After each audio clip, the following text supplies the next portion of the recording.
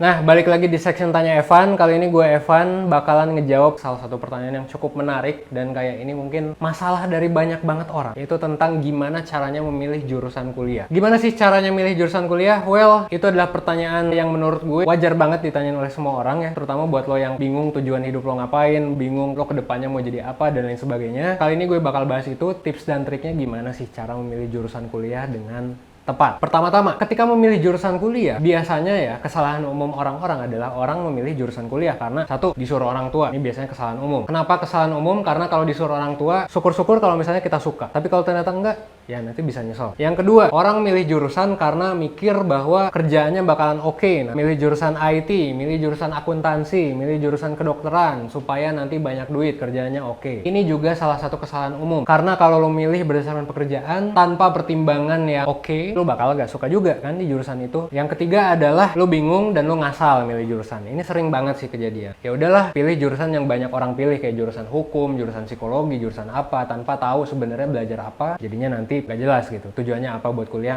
Untuk mencegah ketiga hal itu, gue sih nyaranin lo untuk gak ngelakuin tiga hal itu dulu selama lo belum punya pertimbangan yang kuat banget. Start with why. Lo perlu tanya, kenapa sih lo perlu kuliah? Kenapa sih lo perlu untuk masuk jurusan tertentu? Tujuan lo tuh apa sih ke depannya? Ini biasanya yang bikin orang bingung adalah tujuan gue emang apa nih ke depannya? Gue mau kerja apa? Gue mau belajar apa sih sebenarnya? SMA kan kita mungkin cuman milih ya IPA, IPS gitu, dan kita sebenarnya masih bisa loncat-loncat kelas juga. Tapi kalau di kuliah kita harus milih nih satu jurusan yang kayak nanti mungkin bakal jadi pekerjaan kita dan jadi profesi kita seumur hidup. Nah, pertama-tama lo coba bayangin dulu deh. Kalau misalnya lo belum punya tujuan jangka panjang, lo belum tahu nih kalau gue tanya 10 tahun ke depan lo mau jadi apa. Sekarang lo coba bayangin diri lo, misal sekarang lo 17 tahun, terus lo baru lulus nih SMA dan lo bingung mau pilih jurusan apa. Gue saranin lo untuk ngebayangin 10 tahun lagi kehidupan ideal lo tuh yang kayak gimana. Kehidupan ideal lo maksudnya gimana? Hari yang ideal buat lo itu yang kayak gimana sih? Kayak misalnya gue sekarang berusia 23 tahun.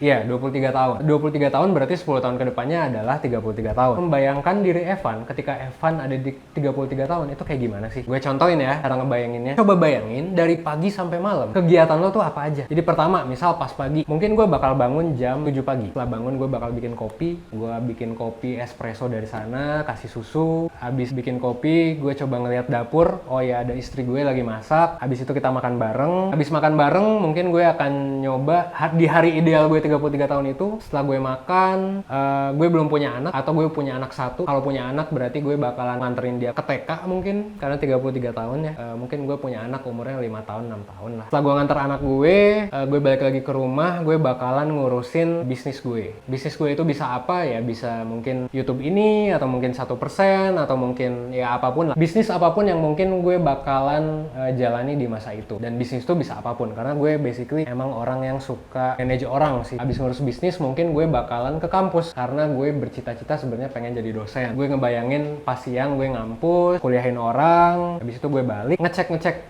nilai kuis, nilai UAS, ngebimbing skripsi orang. Terus habis itu gue bakal ngerjain penelitian pribadi. Baru deh malam gue coba untuk nongkrong mungkin sama temen, ngopi di sebuah tempat, ngobrol-ngobrol ya, biasa ngerokok. Nggak ngerokok sih, gue nge-vape. Nggak tahu ya, mungkin nanti gue ngerokok. Kalau nggak nongkrong ya paling gue nge-gym. Habis nge-gym gue pulang ke rumah, dimasakin lagi sama istri, bercengkrama sama istri, ngobrol tentang apa aja yang terjadi di hari gue nanya juga ke istri gue apa aja yang terjadi di hari dia. Kalau dia kerja juga, ya udah, itu kehidupan sederhana yang gue pengen sih nanti di umur gue 33 tahun. Lo coba bayangin itu, dan lo coba bayangin sedetail itu dari pagi sampai malam lo ngapain. Dari sana harusnya lo bakalan ketemu sebenarnya lo pengen hidup di mana sih. Lo nanti bakal tahu lo hidup di mana, lo hidup sama siapa, lo hidupnya di rumah sendiri atau di kontrakan. Kalau gue sih nggak peduli sama gue punya rumah atau enggak, jadi ngontrak pun nggak apa-apa, atau di apartemen juga nggak apa-apa. Sama kerjaan gue juga, gue udah tahu gue mau jadi dosen. Jadi kalau lo udah tahu kerjaan lo mau jadi apa, lo bisa cocokin sama jurusan lo. Atau kalau lo belum tahu, ya at least misal lo mau di bisnis gitu, ya berarti kan jurusan nggak terlalu penting. Menurut gue sih sebenarnya pemilihan jurusan itu nggak sepenting itu dibandingkan lo memilih universitas yang oke. Kenapa? Karena menurut gue yang kita bakal dapetin di kuliah itu mostly sebenarnya bukan soal knowledge-nya, Knowledge is important, of course, tapi yang lebih penting menurut gue adalah pengalaman menyeluruhnya. Menyeluruh kayak gimana? Kayak pengalaman organisasi, lu ngobrol sama dosen yang oke, lu ngobrol tentang penelitian sama temen-temen lo yang pinter-pinter juga. Itu semua gue bisa akui bahwa gue beruntung banget sih masuk ke salah satu universitas terbaik di Indonesia. Meskipun kalau di dunia mungkin enggak ya. Kalau menurut gue, kalau misalnya lo bingung lu masuk jurusan apa, saran gue sih lo coba targetin dulu untuk masuk universitas yang oke. Ini sebenarnya debatable banget ya. Ada banget datanya yang menunjukkan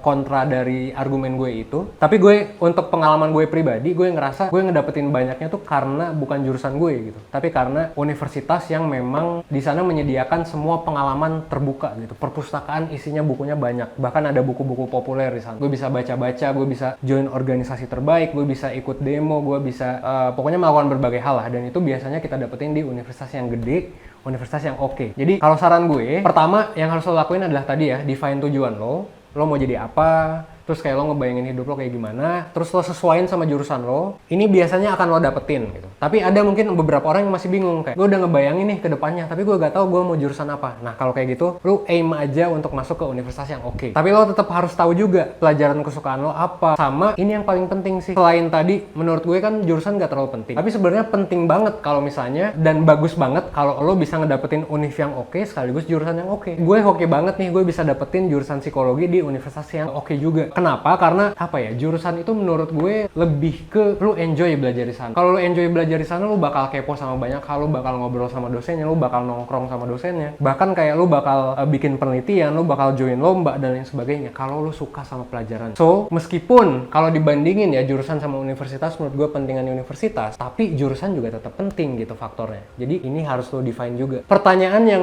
menurut gue harus lu tanyakan ke diri lu sendiri adalah, apa pelajaran atau apa jurusan ilmu yang bisa bikin lo penasaran, yang bisa bikin lo belajar, mau lo gak dibayar sekalipun, mau lo nanti kerja gak dibayar, mau nanti lo meneliti tanpa dibayar, lo tetap suka gitu. Sebaiknya lo nyari jurusan yang kayak gitu. Jurusan yang kayak lo mau gak dibayar pun, lo tetap bakalan belajar tentang hal itu. Sedikit argumen lagi kenapa menurut gue universitas itu lebih penting daripada tujuan. Karena ya, kalau lo lihat orang-orang hebat gitu ya, misalnya Jokowi gitu, Jokowi jadi presiden. Ya bukan kedokteran, bukan hukum, bukan apa, tapi kehutanan gitu. Tapi dia di mana? Dia ada di UGM. Jadinya ya itu, kemampuan organisasi, network dan lain sebagainya itu terasah di sana, dan akhirnya dia bisa bikin bisnis terus jadi presiden. Bahkan lo bisa lihat juga pola-pola ini dari orang yang drop out dari kuliahnya. Kayak misalnya Bill Gates. Orang kadang bilang bahwa kuliah tuh gak penting. Tapi kalau lo lihat Bill Gates, lo lihat Mark Zuckerberg, lo lihat orang-orang hebat yang DO, atau misalnya Hairul Tanjung gitu. Mereka tuh DO dari universitas terbaik. Kayak misalnya Hairul Tanjung, dia DO dari mana? Dari UI.